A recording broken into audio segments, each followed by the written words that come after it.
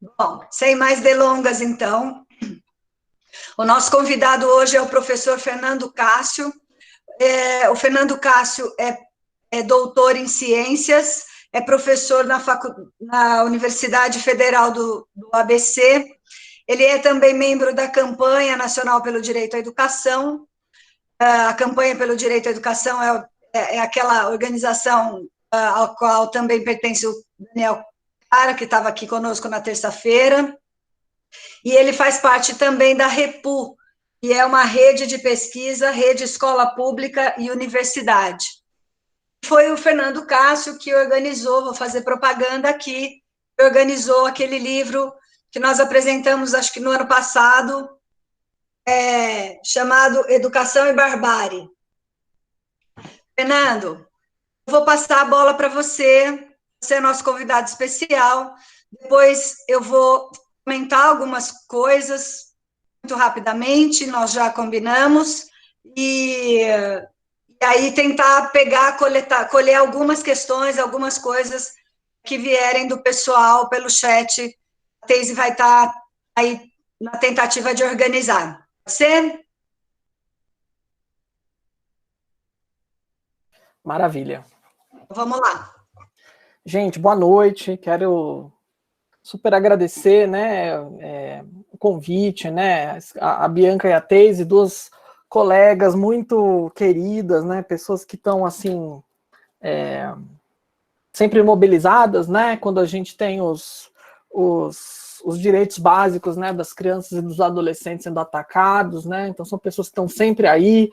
Acho que a ideia das atividades integradoras, né, de a gente se encontrar, né, nesse espaço. É interessante que a Teise falou do isolamento social, né, eu estava hoje, enfim, ouvi um comentário sobre uma live de cientistas, né, e um desses cientistas disse que essa expressão isolamento social não é correta, né, porque a gente, na verdade, está no isolamento físico, né. O isolamento social, a gente está tentando não tê-lo, né? Eu acho que é daí que a gente pode começar, né? Na conversa aqui, né? Porque se estabelece um debate, né? Sobre o direito à educação nesse momento, né? Que é um debate duro, difícil de fazer, né? E que tem várias interdições, né? Então, quero falar um pouco sobre as interdições desse debate e por que é tão importante a gente falar, né, a partir da escola, né, e ouvir quem está na escola, quem são os professores, quem são as professoras que estão ali na linha de frente, né, atrás dos seus computadores, né, e aguentando né, a situação, lidando com a sua casa, com os seus problemas, e ao mesmo tempo tendo que trabalhar, né, nessa nova forma, né, de ser professor, né, que está se colocando aí, né. Então eu quero falar algumas coisas. Então, propagandear, né, Bianca, a gente publicou um texto juntos na Ponte Jornalismo, que foi um dos primeiros textos publicados com relatos, né, de professoras de educação infantil, na verdade o único, né, mas assim, de professoras e professores em geral, né, sobre a situação corrente, né? Isso porque na realidade a gente está desde antes, né? Como a gente está sempre falando disso, a gente fala disso todos os dias, a gente já antecipou uma série de coisas, né? Que agora acontecem, a gente vê né, e portanto somos aí demandados a analisar e estamos analisando, discutindo essas coisas. Então, depois até você pode colocar o link, Bianca, você conseguir no chat aí. Acho que também ajuda, né, porque é um texto mais organizadinho, né, e também eu vou publicar, provavelmente na semana que vem, um texto com o professor Silvio Carneiro, sobre bens públicos e educação. Eu quero falar um pouco sobre o conteúdo dessa discussão, que eu acho que ela pode ajudar a gente um pouco a construir bons argumentos para poder fazer a discussão agora, né, e é por isso que eu quero falar dessas interdições, né. Então, vamos lá. Bom, educação, né? Educação é um bem público, né? Então, eu tô dizendo isso, né? Porque a gente está sempre, né, dentro dos debates da campanha nacional pelo direito à educação, em que a gente discute o direito à educação, né? Mas discutir direito à educação no Brasil é difícil, né? é sempre um debate meio entravado, meio complexo, né? Porque você tem discutir direito à educação, é discutir financiamento da educação, é discutir uma série de questões de infraestrutura, de questões de condições materiais para a gente ter uma educação de boa qualidade, né? Isso inclui salário, isso inclui condições de trabalho, isso inclui você ter escolas dignas, né? Você ter condições de manutenção dos estudantes, das estudantes nas escolas, de você ter, enfim, uma série de insumos, né, que são necessários para a gente ter uma educação boa, né? E o que a pandemia faz,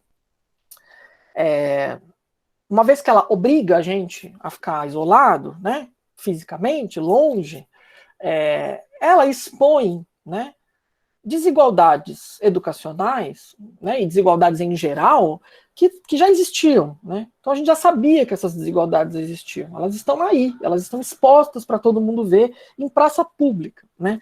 E aí o exemplo talvez mais claro disso é a saúde, né?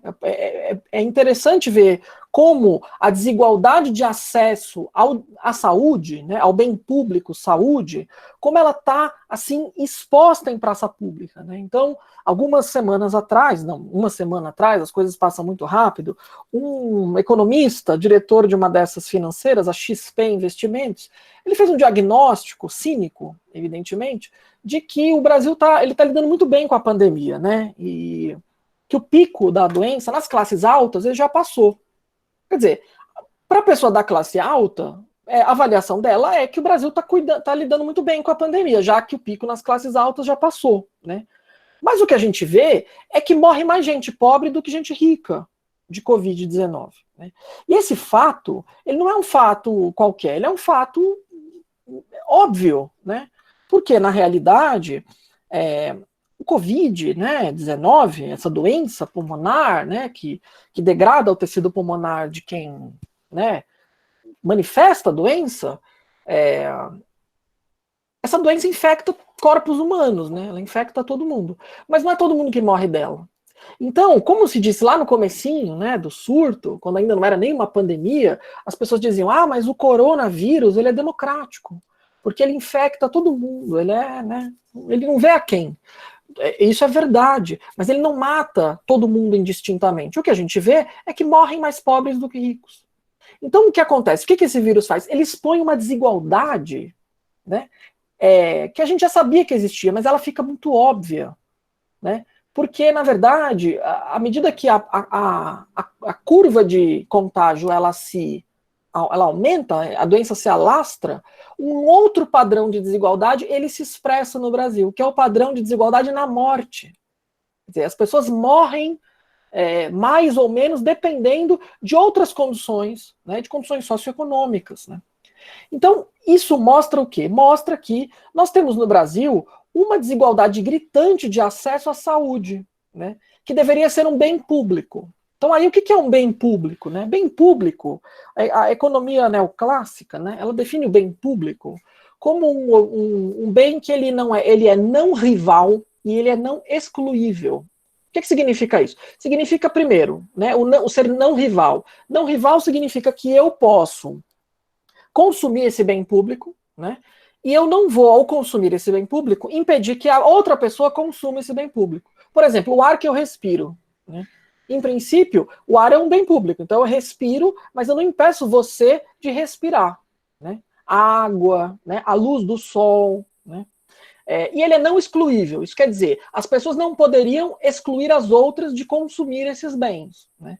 Então, a gente sabe muito bem, né, que embora educação, saúde, tudo aquilo que a Constituição Federal diz que são direitos sociais, aquilo que está no artigo 6º, tudo isso são bens públicos. Mas a gente sabe muito bem que bens públicos são facilmente convertidos em bens privados, né? Quer dizer, não só no Brasil, mas fora do mundo inteiro, né?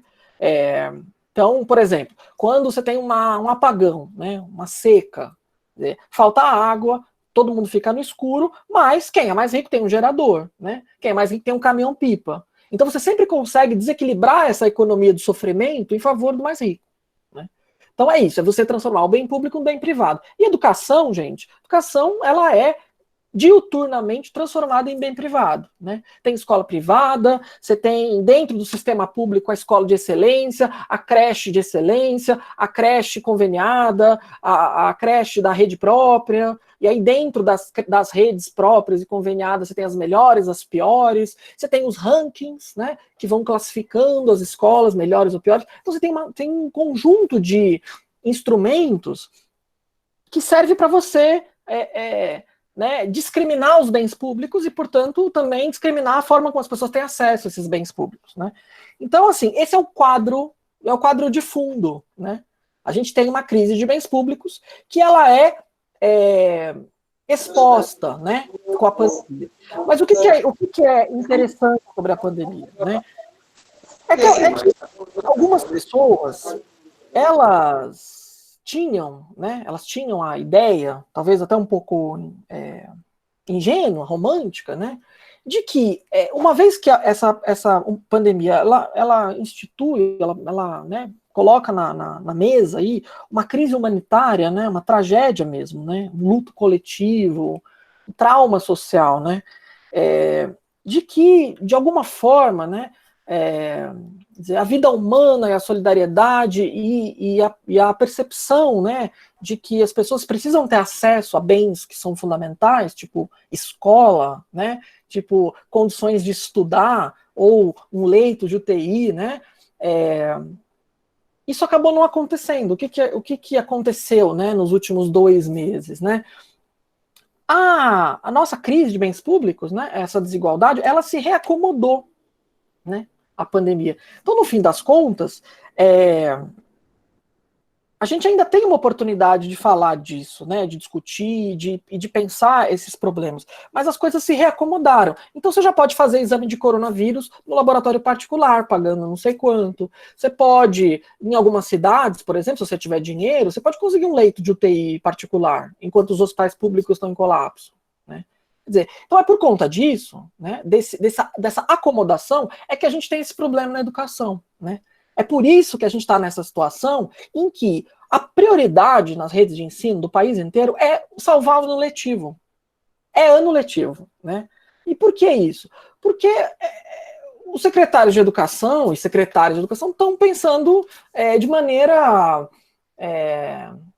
burocrática, né? Eles querem resolver os problemas deles, porque eles sabem muito bem, perfeitamente bem, que dali a pouco, quando voltar as aulas presenciais, você vai ter que repor as aulas, você vai ter que lidar com professoras que trabalham na rede municipal, estadual e privada, para poder organizar os calendários, você vai gastar dinheiro, tem problema orçamentário envolvido. Então, assim, a melhor maneira de evitar ter que lidar com esses problemas é você fazer o mais que puder para, entre aspas, manter a normalidade, né, do calendário. O calendário está acontecendo, as atividades remotas estão sendo executadas, serão validadas como atividades letivas oficiais, então a gente vai pensar os critérios, vamos documentar tudo, né?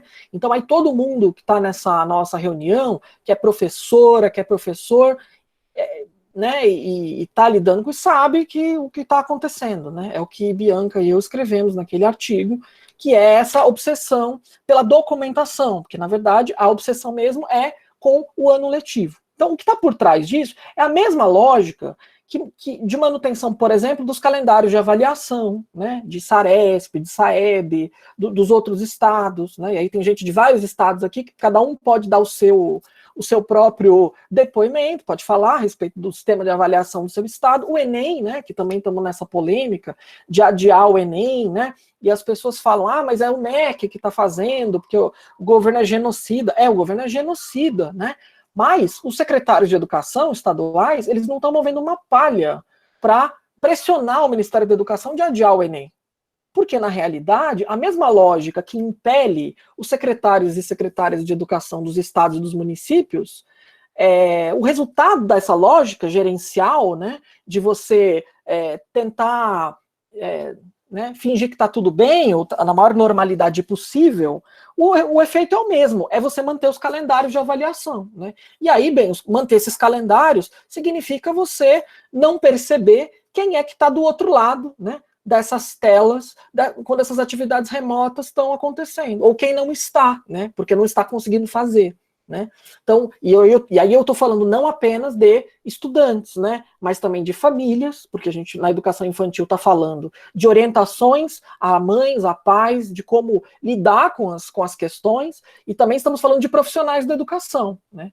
Que muitas vezes estão inviabilizados de fazer certos tipos de trabalhos, né? Ou, em alguns casos, estão sendo alijados de fazer certos tipos de trabalhos. Tem redes de ensino que estão mantendo os profissionais da educação ali isolados, escanteados, né, das atividades. Então, tudo isso está acontecendo ao mesmo tempo, né? Porque você tem, na verdade, uma lógica que rege tudo isso, que é uma lógica uma lógica meio ultra pragmática, né? De que, bom, nós temos que fazer alguma coisa, não é possível não fazer nada, e, portanto, vamos fazer. Então, é aí que eu quero chegar, né? Então, essa lógica, né, pragmática, eu não sei como é que está a discussão aí na USP, né, Bianca? Depois acho que a gente pode até conversar um pouco sobre isso. Na USP aqui de São Paulo, né, eu, enfim, tenho ouvido relatos, né, de situações na minha universidade, acho que em vários lugares e também nas redes públicas, né? Existe um discurso, né, que eu acho que é uma coisa que a gente pode conversar a respeito, que é um discurso, e aí eu ouvi, na verdade, fazer esse discurso uma pessoa que é a Maria Helena Guimarães de Castro, não sei quem, né, se vocês conhecem, Maria Helena Guimarães de Castro, ela foi secretária de Educação de São Paulo, ela foi secretária executiva do MEC, assessora de 1000 fundações empresariais, é uma pessoa bem conhecida, né, no campo educacional e dentro de um certo setor, né, muito ligado ali ao PSDB, do Fernando Henrique, né, e também agora no governo Temer, né. A Maria Helena, ela está hoje no Conselho Nacional de Educação, e eu vou falar dela, porque a Maria Helena, ela que participou desse parecer do Conselho Nacional de Educação, o parecer número 5 de 2020, que foi recentemente aprovado, e que na verdade, o libera geral, né, aquele que dá o aval para que as redes de ensino possam utilizar atividades remotas para fins de validação de atividades letivas, né? Que na verdade, o que nos afeta e o que nos faz aqui nos encontrar nesse momento. E a Maria Helena, ela é uma pessoa, assim, bem sincera, né, e bem direta, né? Ela tem essa qualidade. E ela é uma pessoa também inteligente, né? Então ela sabe o que está dizendo, né? Maria Helena disse numa dessas webinários, né, dessas coalizões empresariais, acho que essa era Todos pela Educação, e aí ela dizia o seguinte, que agora não é hora de discutir equidade e qualidade de educação, direito à educação, não é hora de fazer isso, né? Todo mundo sabe que tem desigualdade, todo mundo sabe que... mas agora ninguém vai resolver nada, então agora não é hora de discutir, agora é hora de fazer o que for possível, e aí depois ver, né? A gente transcreveu no texto que a gente vai publicar agora, mas é isso, né? Essa ideia. É uma outra forma de dizer aquilo que o MEC diz na propaganda do Enem, né? Cada um se vira com o que tem, né? É um jeito talvez um pouquinho mais civilizado, né? Menos truculento. E o que é interessante dessa fala? O interessante dessa fala é o seguinte, é que ela interdita o debate, né? Então ela interdita a possibilidade de a gente falar nesse momento sobre educação, né? E sobre educação como bem público, sobre direito à educação. Como se pelo fato de a gente estar num momento de pandemia e no momento de que o secretário de Educação tem que tomar, às vezes, decisões rápidas, né? Que a gente não pode, neste momento, falar disso. E eu discordo disso. E eu acho que, assim, toda essa audiência aqui, talvez seja a contribuição que eu venha a dar, porque eu acho que é isso que dizem as professoras e professores, entende? Quer dizer, o tema da fala, né, é o que dizem os professores e as professoras, né? E aí eu fiquei pensando, puxa, o que eu vou dizer, né? Porque eu não consigo falar por todas as professoras e professores, mas o que as professoras e professores dizem é isso, é que é sempre hora de discutir e de falar da qualidade, é sempre hora de discutir a precariedade da docência, da profissão, é sempre hora de discutir a violação do direito dos estudantes, das crianças, é sempre hora de discutir isso. Então, todo esse debate, né, que tenta, em nome desse pragmatismo, ou desse discurso gestor, assim, cínico, né, de dizer, bem, agora não é hora de discutir isso, agora é hora de tomar decisões, né, como se assim, agora é hora dos adultos, né, trabalharem, vocês que estão aí nesse romantismo, enfim, vamos lá discutir isso para lá.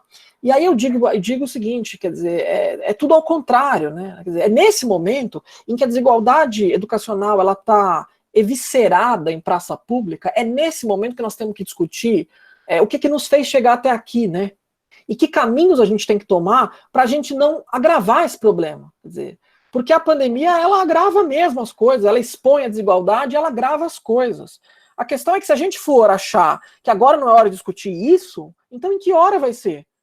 Porque, assim, eu não sei, tem gente aqui no 4º ano, né, quer dizer, quando vocês estavam no 1º ano, né, era 2016, 2017, nós estávamos discutindo a emenda constitucional 95, né, o teto dos gastos públicos no Brasil. E o que nós dizíamos lá em 2016? Nós dizíamos o seguinte, olha, estabelecer um teto de gastos públicos vai nos levar a uma tragédia social. Por quê? Porque a gente vai basicamente legalizar, né, a segregação de bens públicos a quem precisa de bens públicos.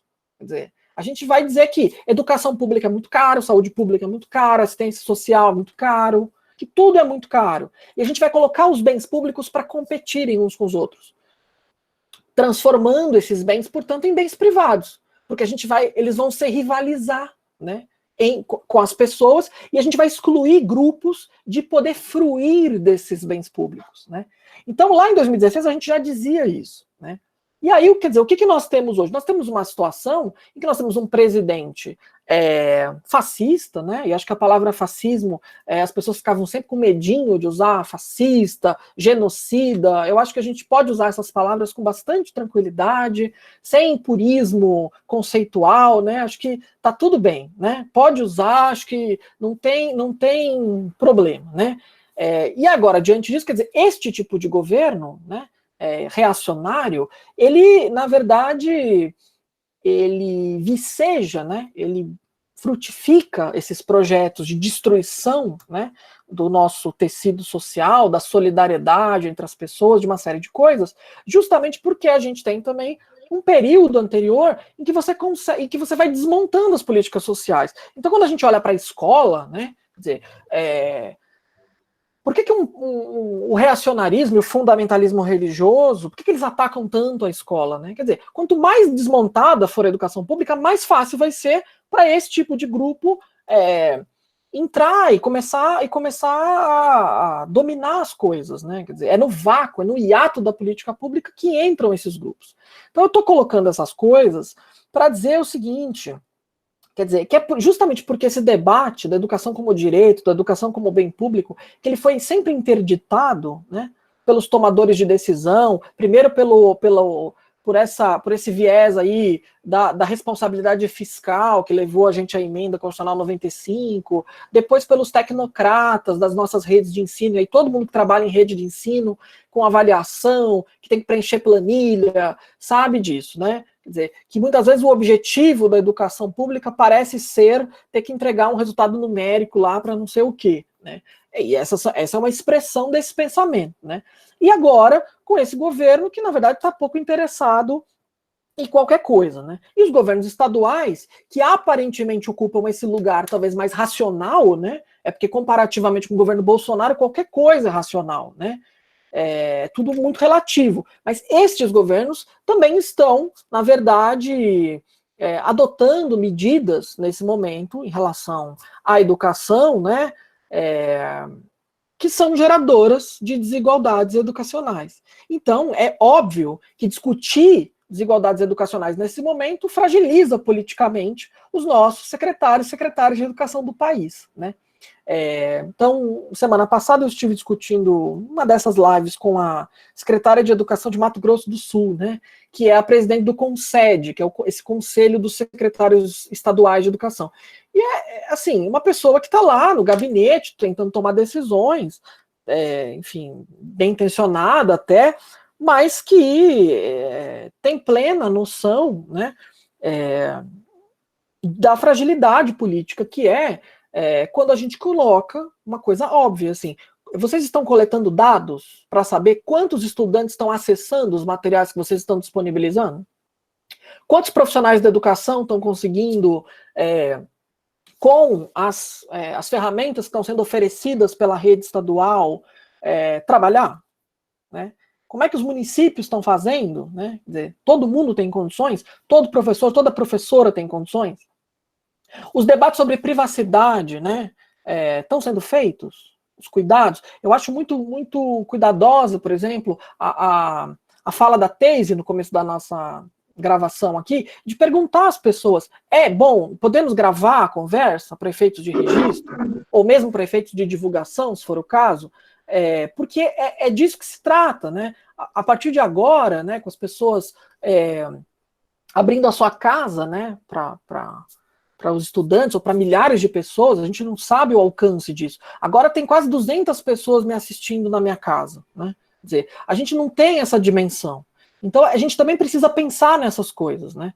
A gente precisa pensar que quando uma prefeitura, que quando um estado oferece um aplicativo, uma plataforma, ou uma assinatura comercial de um Google Meet da vida, de um Zoom da vida, a gente também está abrindo a nossa casa, a gente também está usando o nosso sinal de internet, a gente também está usando o nosso computador, a gente está emprestando a nossa imagem. E o que vem acontecendo em várias redes, e também nas universidades, é isso, é você ter, às vezes, uma pessoa que dá um escorregão numa aula, ou né, erra lá, pisa no tomate, comete um erro lá, ou faz uma brincadeirinha inapropriada, que são coisas que acontecem, sempre aconteceram em salas de aula, porque as salas de aula têm pessoas, né? Então é um espaço de interação. Mas esse espaço aqui, né, um espaço de um aplicativo com 1.000, 2.000, 100.000 pessoas dentro acompanhando, ele não é mais uma sala de aula, né? Ele é outra coisa.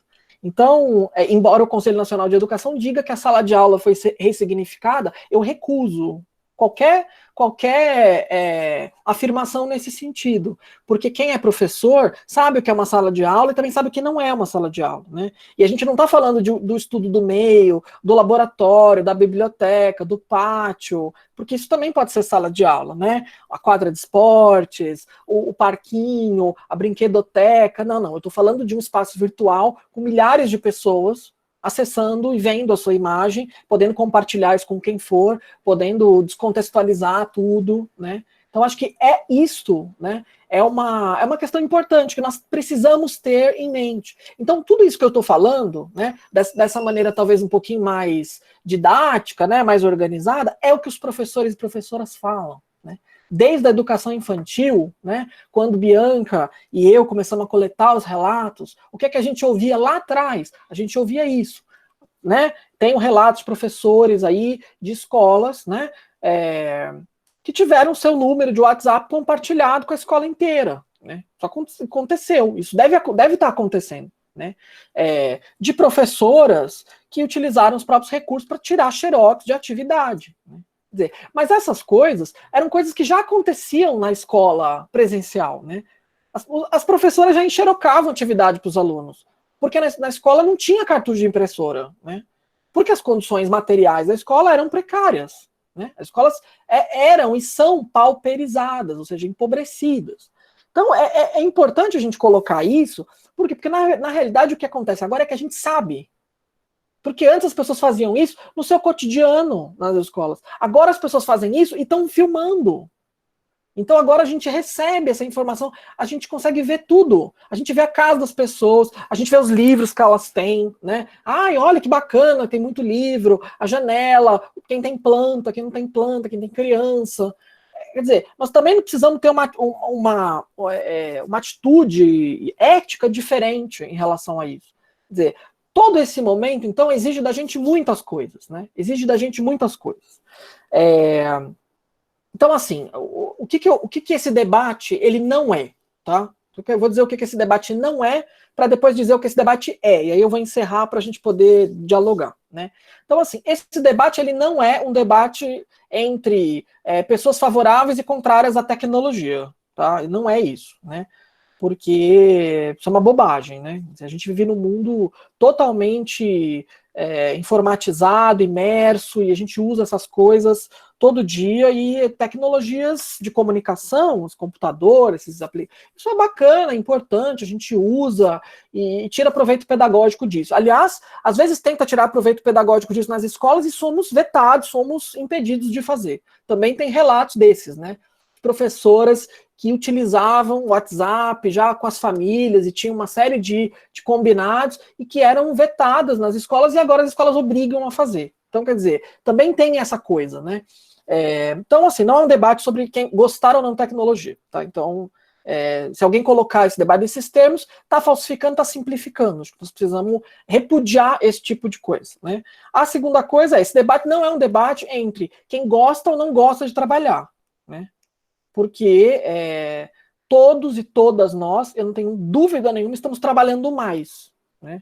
Que estamos trabalhando todo o tempo, né? Mesmo quando não estamos fazendo atividades didáticas, de ensino, qualquer coisa, estamos trabalhando, porque estamos conectados todo o tempo, né? Nesse negócio, essas aulas, essas reuniões virtuais são muito mais cansativas do que as reuniões presenciais, né? A gente fica o dia inteiro vidrado nessas telas, com enxaqueca, quer dizer, tendo a pia lá cheia de louça para lavar, o jantar para fazer, as crianças para cuidar, tudo ao mesmo tempo, né? Então, não é um debate sobre quem é a favor ou contra o trabalho, tá? Então, é um debate sobre, assim, a gente achar que esse pragmatismo e que essa coisa de tomar decisões rápidas e que o importante é entregar e cumprir, de que isso é mais importante, de que isso interdita, né, outros debates que a gente tem que fazer. Então, assim, eu acho que nós não podemos, né, cair nessa armadilha, né, de que não é hora de discutir, de falar sobre direito à educação, sobre os direitos das crianças, a proteção integral, sobre as condições de trabalho docente, sobre bens públicos, seja educação, seja saúde. É hora de discutir isso, né?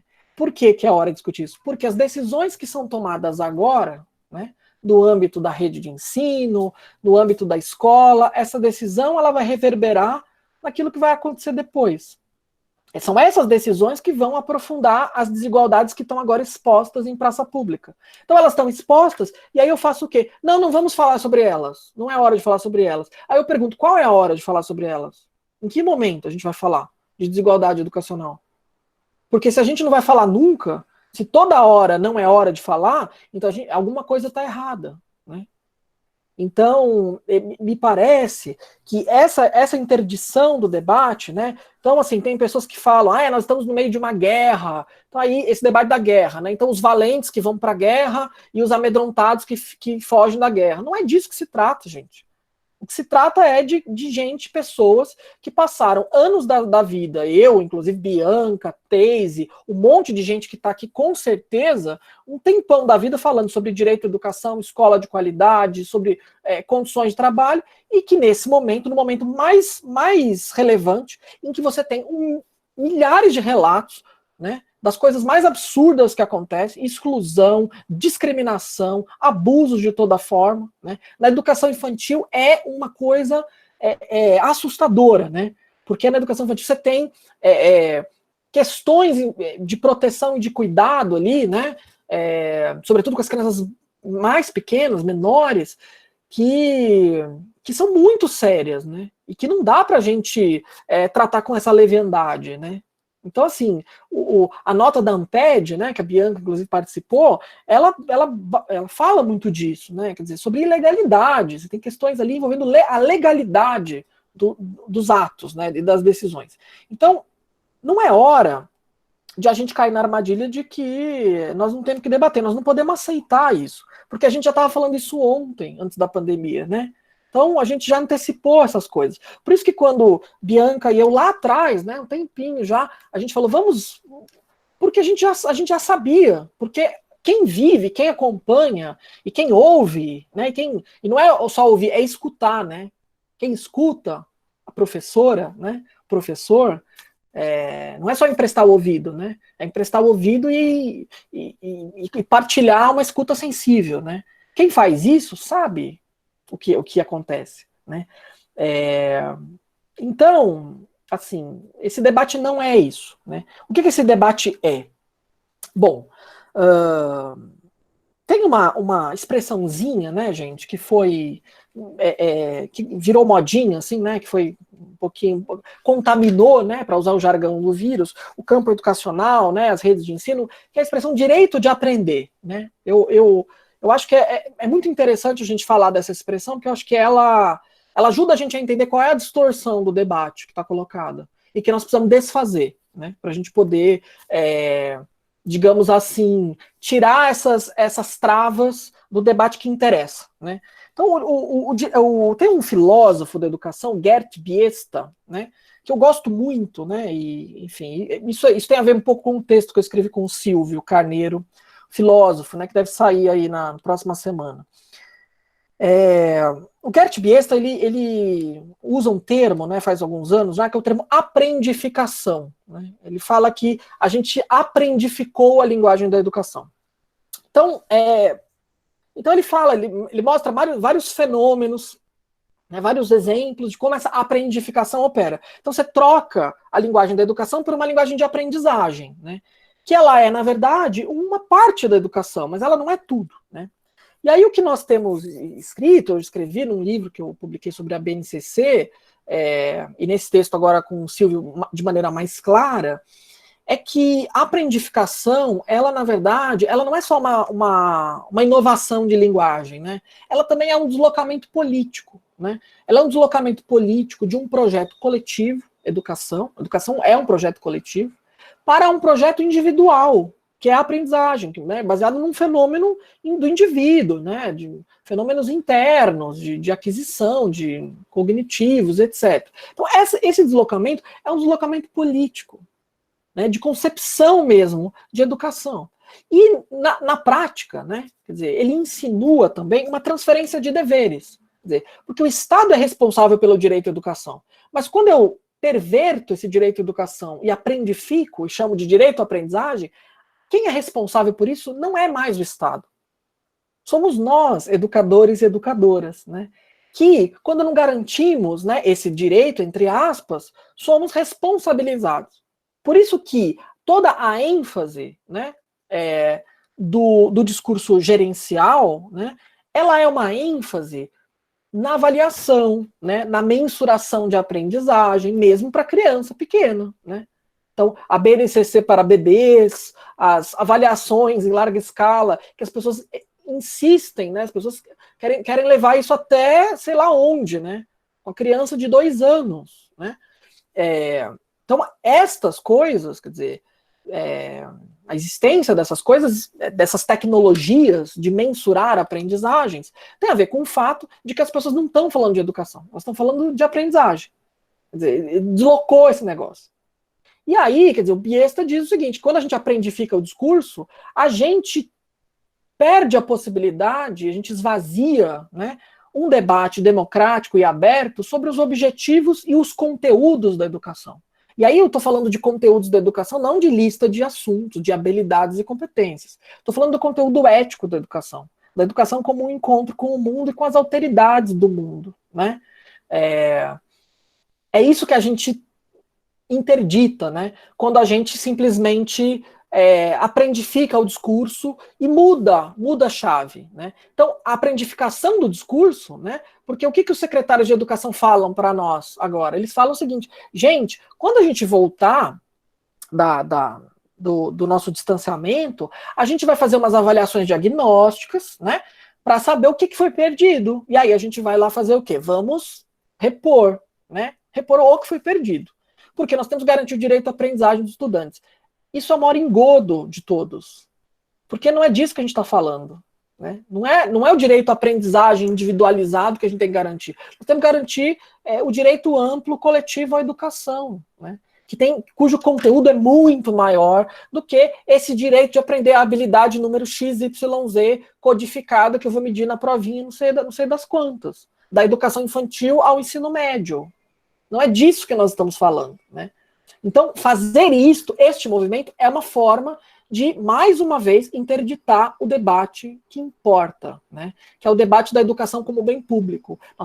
Importa para a gente falar sobre o fato de que não tem dinheiro na escola, né? O fato de que os nossos estudantes, desde da criança menor, né, até os estudantes mais velhos da EJA, não têm condições de acompanhar o ensino remoto, né? Que a casa não é a escola, não é a creche. As condições da creche não podem ser replicadas na casa, né? Com as famílias tendo N atribuições, inclusive de trabalhar fora em atividades essenciais, ou nem tão essenciais, trabalhar porque precisam, porque são pobres e são obrigadas a trabalhar. Quer dizer, isso é fundamental, né? A gente precisa falar dessas coisas, né? Então, a gente esvaziar o discurso educacional, né, e aprendificar, serve para, e já serve há algum tempo como álibi para todo mundo que quer evitar o debate e evitar falar do que interessa. E nós precisamos agora falar do que interessa. É disso que as professoras e professores querem falar, né? Essa é a denúncia, né? Quer dizer, não é denuncismo, é a real, as pessoas estão sofrendo. E as professoras e professores estão preocupadas e preocupados com seus alunos. Quem aqui tem alunos, crianças, não está preocupada? Quem é que não está? Quem é que não sofre ali quando vê os alunos numa situação vulnerável, frágil, com problema de segurança alimentar? Quem é que não? Porque a gente tem um senso de dever, né? Um senso de dever ético. Esse é um debate importante em educação, que a gente nunca fez direito, né? A gente nunca falou muito de deveres, né? A gente fala dos direitos, mas a gente podia falar mais dos nossos deveres, não no sentido deturpado, como faz a escola sem partido, mas o fato da gente não discutir, né, a ética deontica, né, a deontologia da profissão docente, como fazem os médicos, como fazem os farmacêuticos, como fazem os advogados, isso nos fragiliza no momento que alguém, tipo uma escola sem partido, tenta dizer para nós quais são os nossos deveres e quais não são, né? E acho que também isso é uma questão acadêmica que a gente precisa também se colocar, né? Fortemente, né? Assim, em alguns países essa discussão é feita, né? Em outros, esse é um debate que fica meio no ar, assim, né?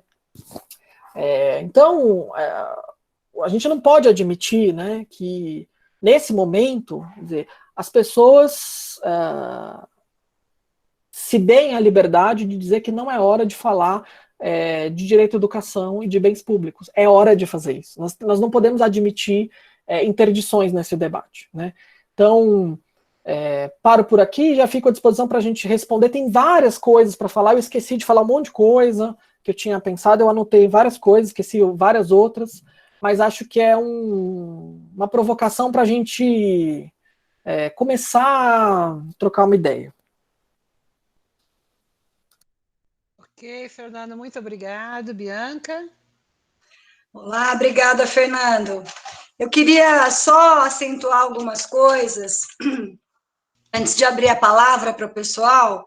Assim, primeiro, educação à distância, seja lá como for, para criança pequena, não existe, não funciona. Não dá para transpor aquilo que se faz na creche, na pré-escola, para casa. Oi, tem alguém entrando junto aí?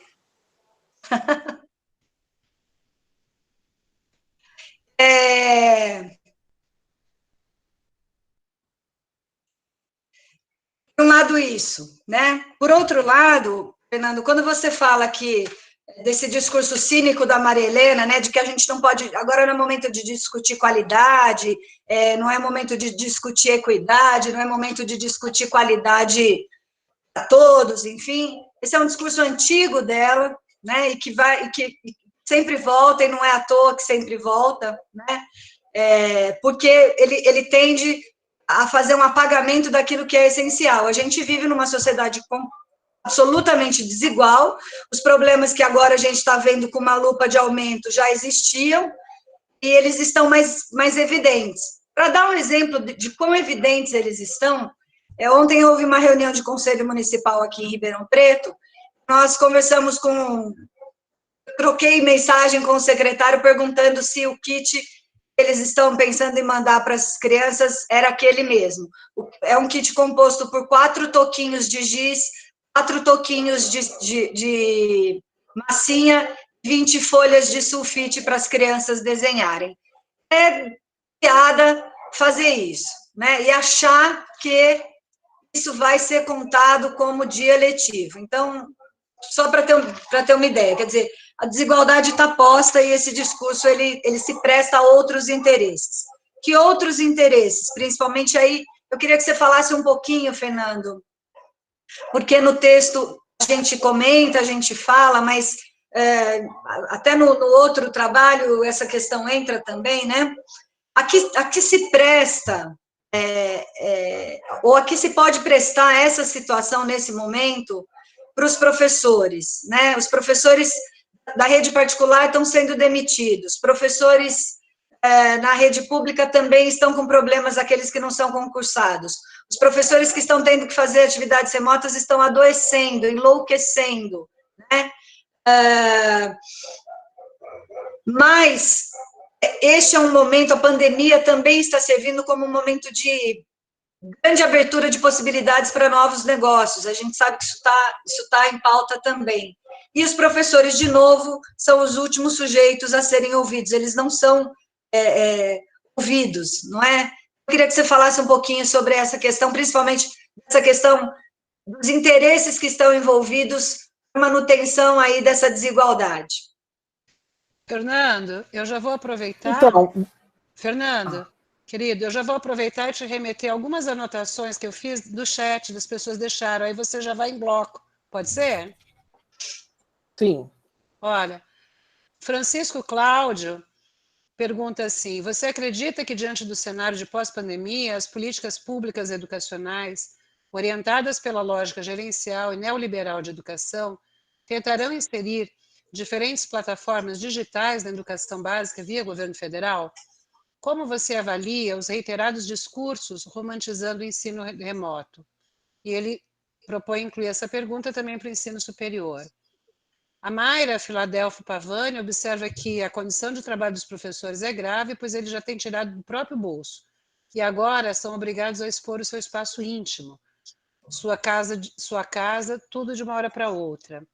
Andréa Militão lembra que a tua fala, Fernando, a partir da sua fala, ela identifica o mesmo processo na resolução 2 do Conselho 19, Diretrizes Curriculares Nacionais de Formação Inicial, BNF. O normativo está assentado no direito à aprendizagem. Só para você ter essas observações, e se você tiver ainda um tempinho, acho que você toca num ponto fundamental, que são o discurso que você fala, os debates interditados, né? O mercado está ocupando um espaço que interdita debates importantíssimos. Se tiver um tempinho, falar um pouco mais. E eu continuo anotando aqui, lembrando que são 20 horas, o nosso horário é até as 20h30, tá bem? Obrigada. Bom, gente, obrigado pelas perguntas. Então, Bianca, vou começar com o discurso da Maria Helena, né? A Maria Helena sempre teve esse discurso, mas o que é particularmente perverso é que a gente está numa crise humanitária, né, Bianca? E aí, quando a gente vê, né, essa é uma crise humanitária que não tem precedentes, né? Quer dizer, em um século, pelo menos. Então, a gente está numa situação em que, assim, até mesmo os economistas liberais, de centro, até um pouquinho à direita, estão se propondo discutir, né, teto de gasto público, estão se propondo discutir renda básica, uma série de coisas, né. Então, quer dizer, nesse momento, a pessoa vem com esse discurso fossilizado, né, esse discurso dos anos 90, quer dizer, eu acho que é muito insensível, né, é tão insensível quanto o Bolsonaro, né. Só que é um pouquinho mais bem educado, mais civilizadinho, mais gentil, mas continua sendo insensível, né? Então eu acho que é um discurso muito cínico, no sentido de que a gente já ouviu, mas que para esse momento é inclusive de mau gosto, né? É inclusive cruel, né? Você trazer isso agora, nesse momento. A questão dos interesses, né? Bom, os interesses, gente, olha, não sei assim, a frequência quanto vocês acompanham a imprensa de educação, né? Mas hoje, por exemplo, a Folha deu que essa Laureate, né, que é um desses grupos privados lucrativos de ensino superior, demitiu 120 professores, né? Essa mesma Laureate, uns dias atrás, uma outra matéria da Pública disse que estava utilizando robôs para fazer correções de textos, de redações que os alunos faziam. Imagine, né? Como se Bianca e Teise, professoras aqui de um monte de gente, é isso, em vez de elas corrigirem, elas colocam lá um algoritmo para corrigir lá e dar uma nota para vocês. É uma coisa completamente insana, né? Então, uns dias atrás, se denunciou isso, aí vem o grupo econômico e diz, não, veja bem, isso é a inteligência artificial, isso ajuda o trabalho, nananã. Dias depois, 120 demissões, né? E aí exemplos como esse, eles estão acontecendo em todos os lugares, né? As redes privadas é uma coisa, assim, é muito triste. A Andrea, esqueci o sobrenome dela, Harada, professora de Guarulhos, né, doutoranda, né, publicou um artigo interessante no Le Monde Diplomatique sobre justamente as escolas privadas, né, as condições de trabalho na escola privada, né. Ela é do Simpro de Guarulhos, então acho que é um texto que eu recomendo bastante a leitura, porque é um texto muito bem escrito, e eu acho que ele é escrito por uma pessoa que tem uma vivência muito, muito forte, né, com o campo da educação privada por conta do sindicato, então conhece muitas coisas, acho que é um texto muito importante nesse momento, né. Aí a questão desses interesses, bom, gente, os interesses são muitos, né, são infindos, né, de todas as ordens, né. Eu vou juntar essa resposta com a resposta à pergunta da Teise, que falou um pouco dessa coisa das interdições, né, quer dizer, porque isso tem a ver com a coisa dos interesses, né? Eu acho assim, a gente fala muito da educação neoliberal, né? E tudo mais, né?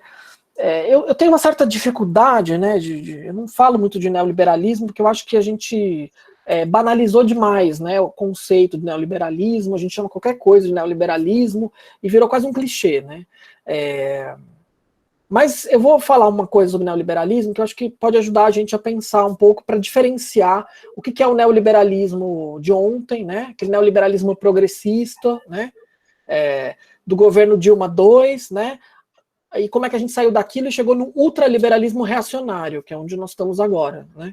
E qual é a diferença entre essas coisas?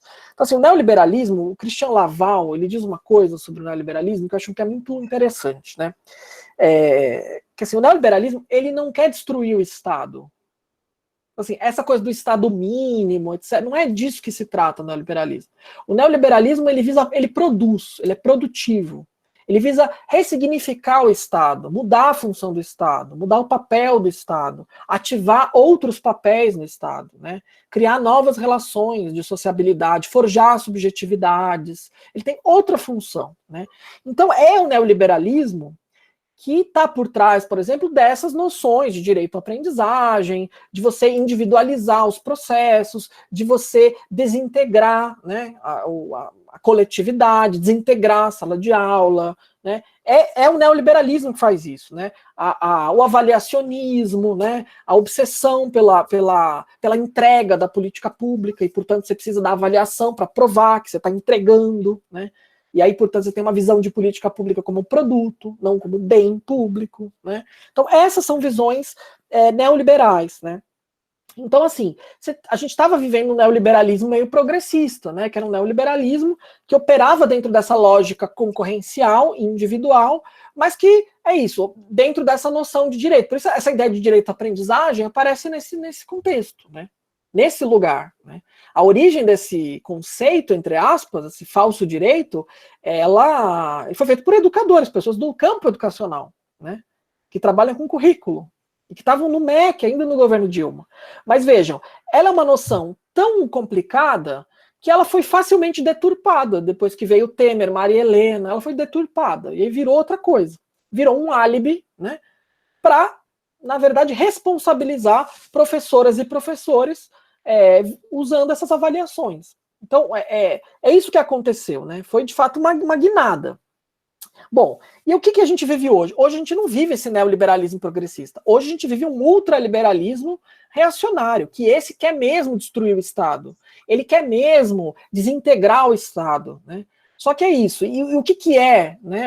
Como se organiza a sociedade, né? Ela se organiza através de uma unidade elementar, que é a família, né? É a família branca, monoparental, heterossexual, cristã, de classe média. Essa família, né?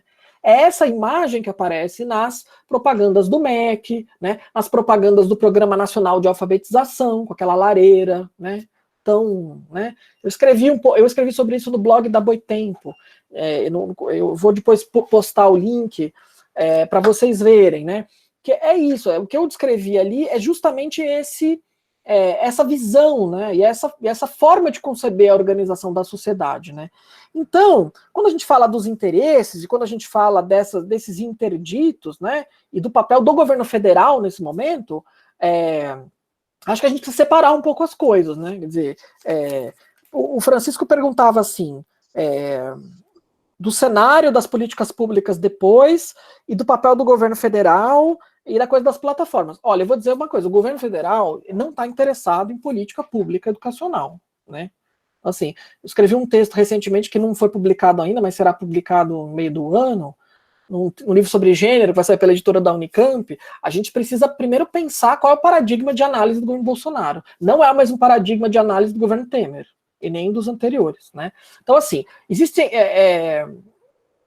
E digo isso por quê? Tá? Porque, assim, teve um grupo de deputados e deputadas que, em novembro de 2019, fez uma análise enorme do MEC, né? Aquela Tabata Amaral, uma série de pessoas, e aí do PSOL até a direita, tá? Era bem amplo o grupo de deputados. E aí eles diziam que o MEC era paralisia administrativa, né? Que não funcionava, que é inépcia, que são incompetentes e tal, né? Incompetentes por quê? Porque eles estavam partindo do princípio de que o MEC deveria implementar políticas públicas educacionais, como a gente está acostumado a conceber políticas públicas educacionais, né?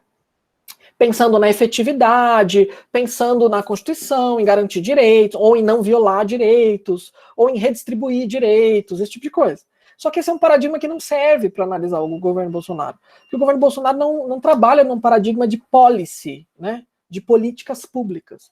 Né? Ele faz políticas culturais, politics. Então, pega exemplos do governo Bolsonaro. Pega a Política Nacional de Alfabetização, que eu citei, né? E que eu acho que é um tema de interesse aqui da audiência. Né? O governo Bolsonaro foi cobrado de executar a Política Nacional de Alfabetização, né? Que ele não tinha executado. Essa política tinha sido desenhada antes, desde o governo Temer, né? Que deixou lá parada, o MEC foi cobrado de fazer. Que está parado, paralisou, tem que fazer. Fez. O que eles fizeram? Eles fizeram um programa chamado Conta Pra Mim, um programa de literacia familiar.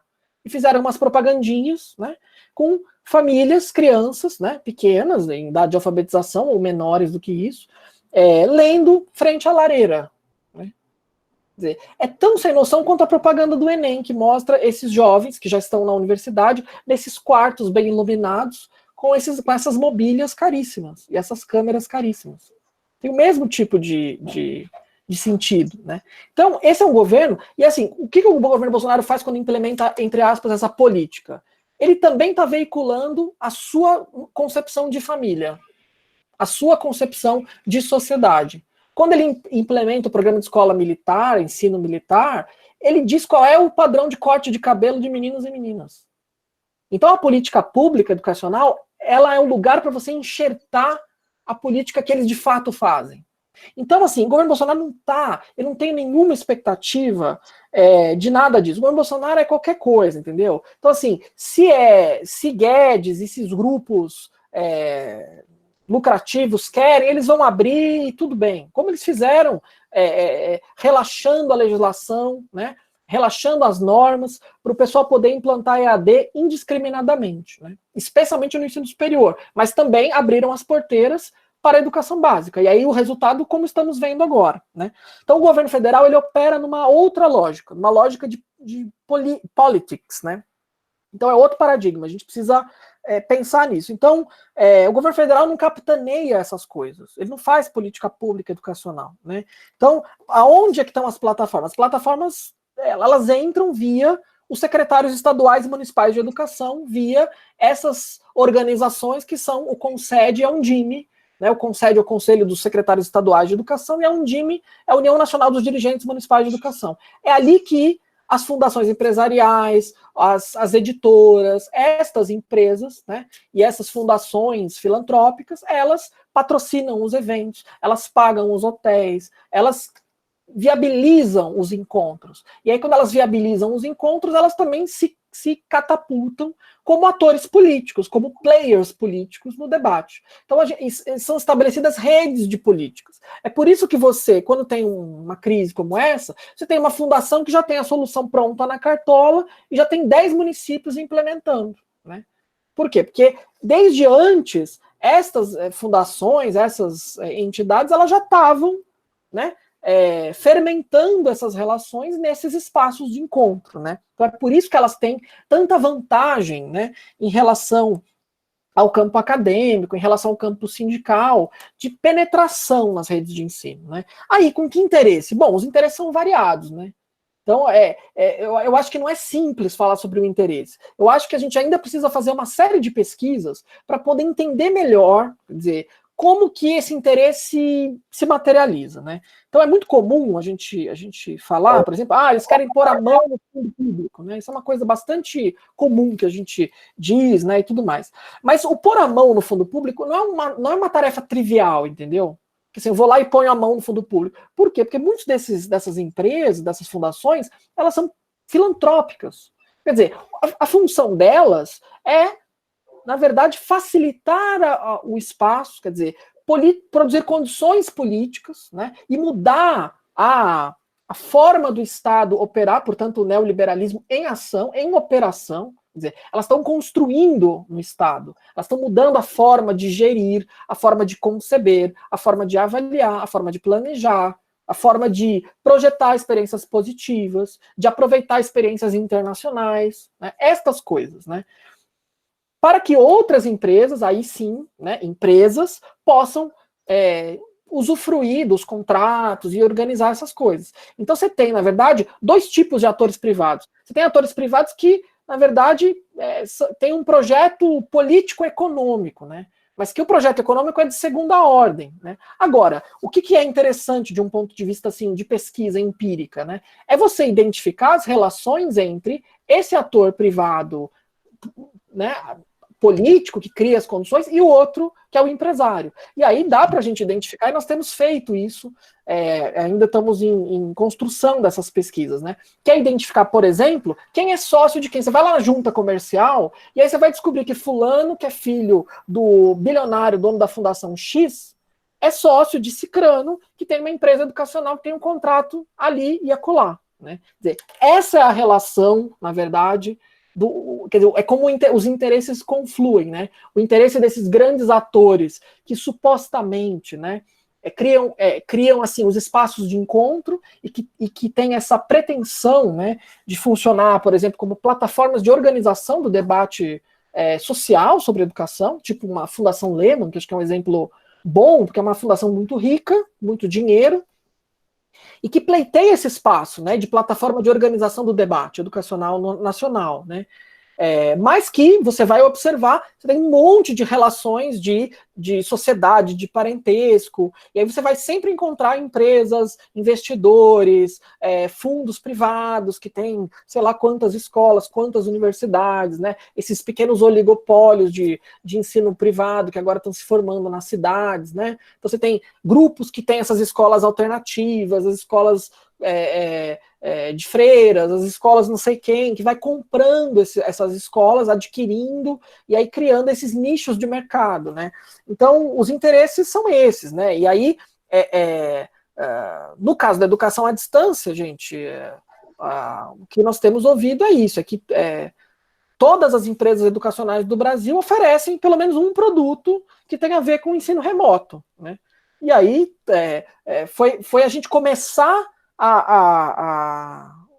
o período aí de distanciamento, começou a pipocar nos e-mails, meus pelo menos, dos meus colegas professores, anúncios de empresas oferecendo isso, oferecendo aquilo. Aí você vai lá, você entra e você percebe que você vai ganhar um negócio de graça até o dia 1º de junho.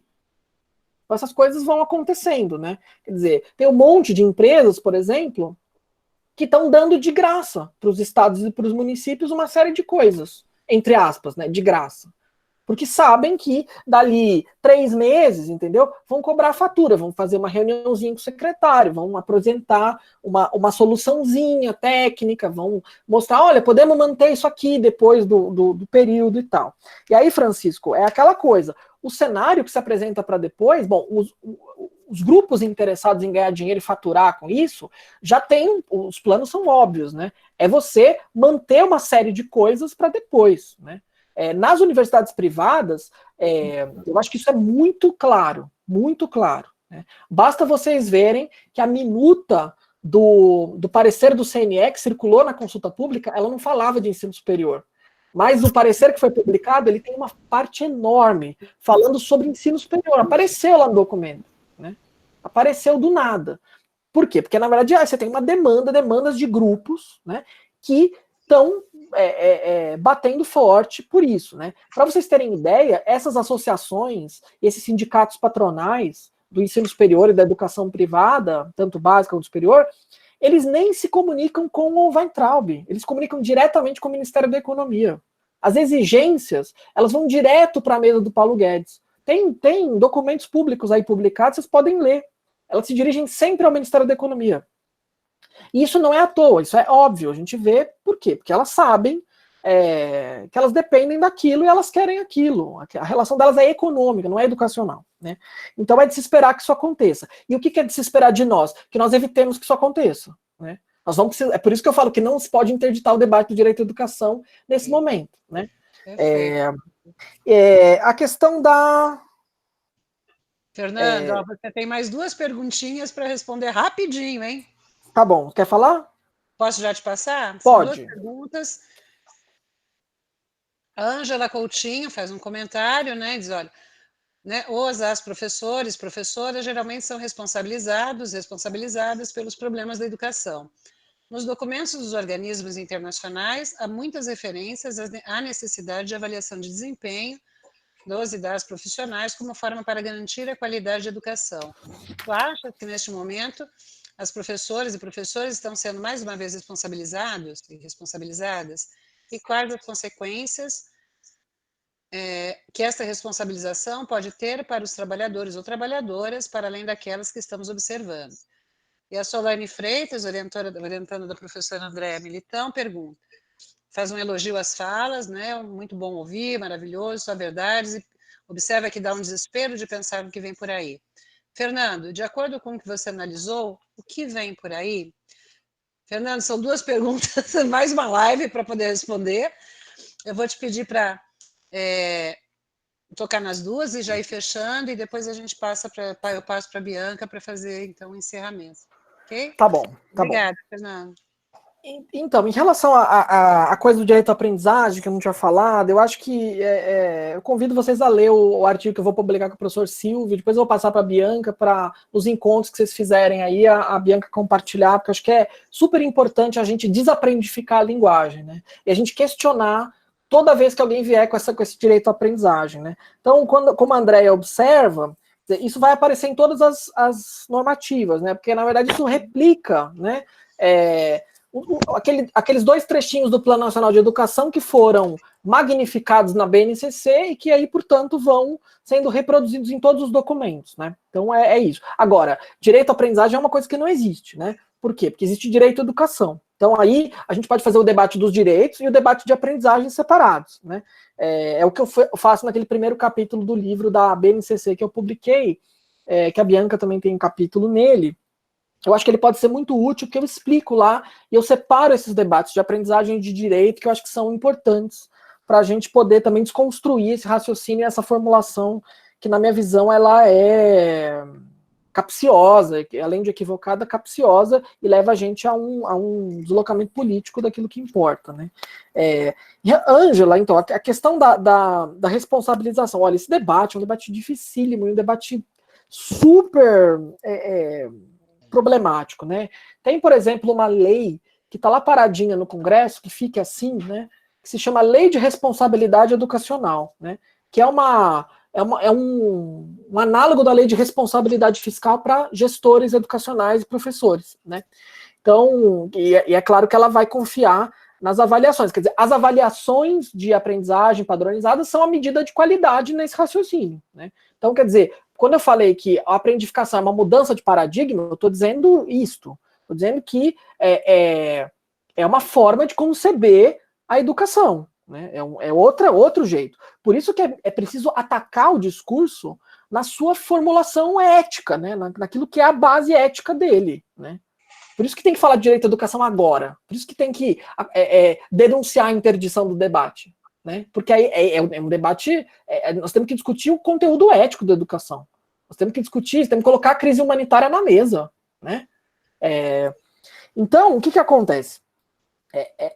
Essa ideia, né, de você responsabilizar, ela é uma consequência óbvia de você aprendifica e responsabiliza, porque você encontra, e aí ao mesmo tempo desresponsabiliza o Estado, né?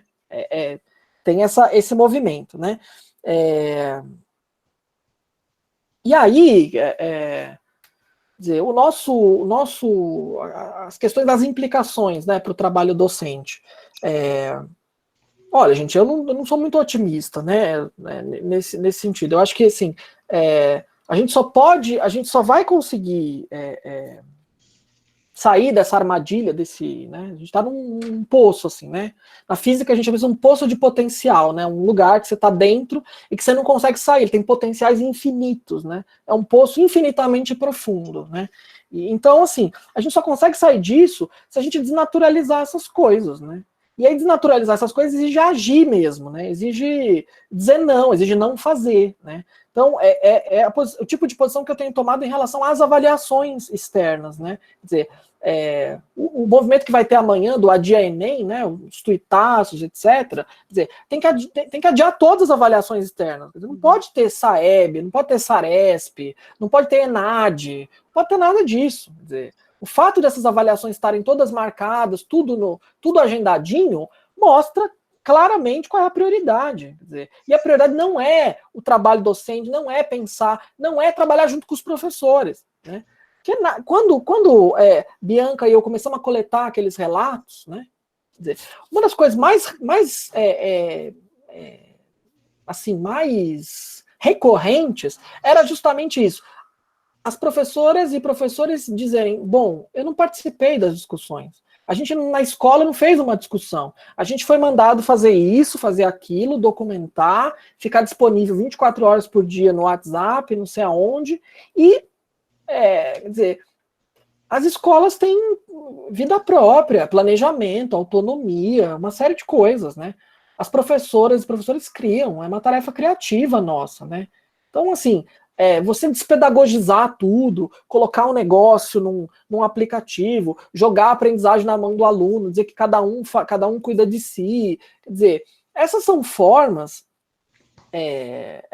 essas formas de fazer, né, centralizadas, decisões de gabinete, unilaterais, elas não apareceram hoje, né?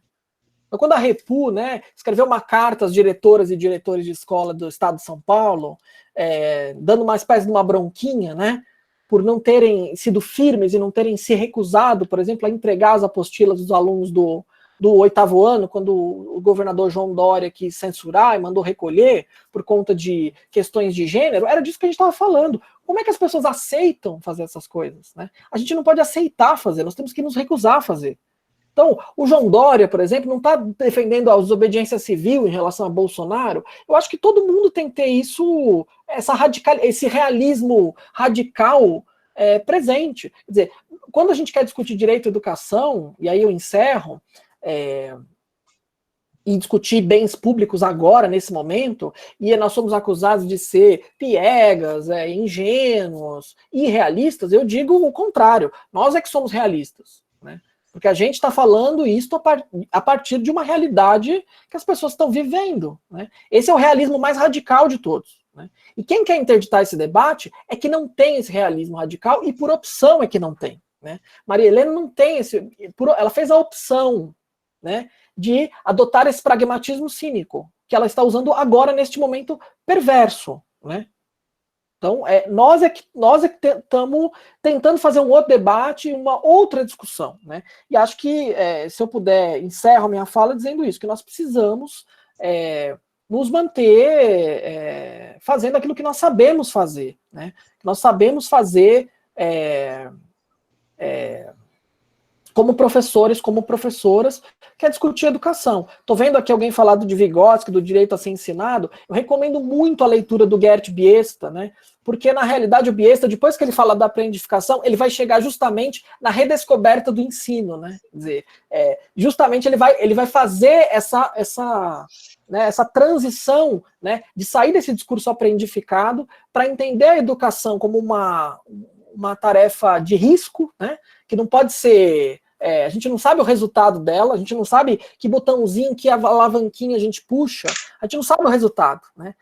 Na verdade, esse é o risco belo da educação, né? Ela é bela porque ela é uma tarefa de risco, que os economistas tentam eliminar. O que o economista evita? O economista morre de medo do risco, né?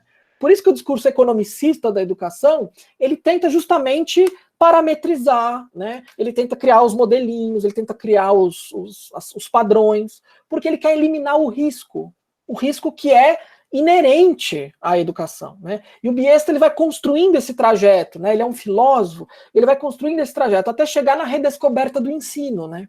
Quer dizer, na agência dos professores e das professoras em fazer esse trabalho, né? Então, acho que esse é o nosso desafio, talvez, né? É nos manter a nossa agência nesse momento de despotencialização mesmo, né? No momento em que está todo mundo com medo, angustiado, as pessoas sofrem, mas é aí que nós precisamos encontrar a potência, inclusive para dizer não, para se revoltar, para não seguir essas regras e para não seguir medidas que a gente considera imorais, né? Porque aquilo que é imoral nesse momento, quero lembrar, pode significar a morte das pessoas, né? E mesmo, inclusive, a morte simbólica, né? De você não ter acesso à educação, né? É uma morte mais lenta do que a morte numa UTI, mas é um tipo de morte e nós precisamos nos preocupar com isso. Então, quero agradecer muito o convite, espero que vocês, enfim, tenham aproveitado algumas coisas. Muito disso que eu falei eu já escrevi, e algumas outras coisas eu pretendo, né, vou escrever e publicar em breve, então vou compartilhando com Bianca, com Teise, para nas próximas atividades elas compartilharem também com vocês.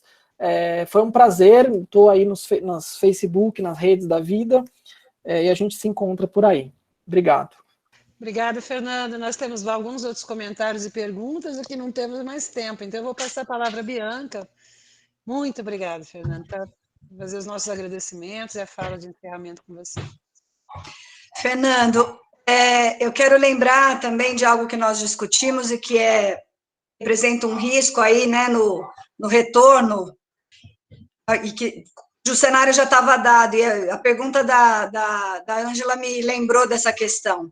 Quer dizer, nós já vínhamos num movimento de colocar as pessoas a pensarem que o melhor é ficar com as crianças em casa, a família cuidar das crianças em casa, sobretudo as bem pequenininhas, né?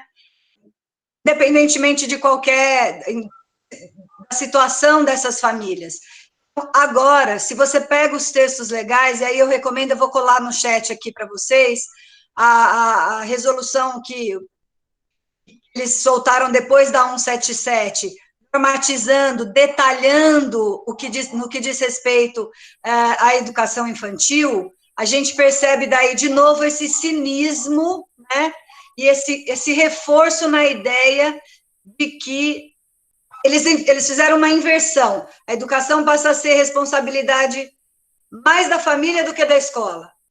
Como se fosse a mesma coisa, como se fosse a mesma condição. Então, para quem tem interesse em verificar um pouquinho mais, aprofundar um pouquinho mais, isso que o Fernando comentou, né?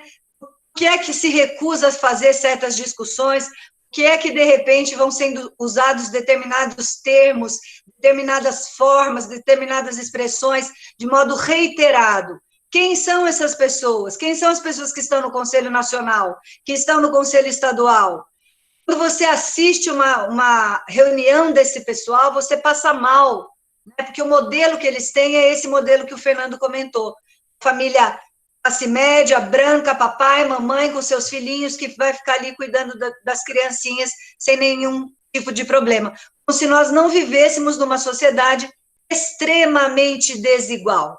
E da forma como eles estão encaminhando, nesse momento, a educação remota, em termos de responsabilização, eu temo, Ângela, que além de responsabilizar os professores por aquilo que não vai dar certo, eles vão responsabilizar também, de novo, as famílias, não é? Então, a família que não fez direito à brincadeira. Olha, veja bem, mas nós colocamos lá no documento um rol de mais de 30 brincadeiras. O Fernando, que não é da educação infantil, brincava comigo enquanto a gente estava trabalhando. Não conheço aquela brincadeira. Quem conhece aquela brincadeira? Todo mundo conhece aquela brincadeira? Porque brincar é preciso um saber específico. A professora, o professor de educação infantil sofre de um preconceito enorme, né? Se todos os professores sofrem, o de educação infantil sofre ainda mais. Brincar, para você brincar direito, para você brincar de um jeito bom, você depende de conhecimentos que são muito específicos. E nesse movimento que a gente está vivendo agora, a gente corre o risco de ter um retorno, de ter um retrocesso muito grande. Então, só queria lembrar, vou colocar aí a legislação para quem quiser depois acessar e ler também com calma, para quem é mais da educação infantil. Fernando, muito obrigada a todos vocês que ficaram aqui conosco até agora. A gente confirma o convite para entrar, Facebook e YouTube do Jornalistas Livres. O Daniel vai entrevistar o Vitor Claro, também vai ser bem divertido, vai ser bem animada a discussão lá, tá bom? Muito obrigada, Fernando, um super beijo.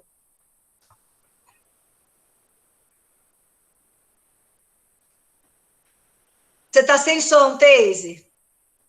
Opa, eu realmente sou velhinha.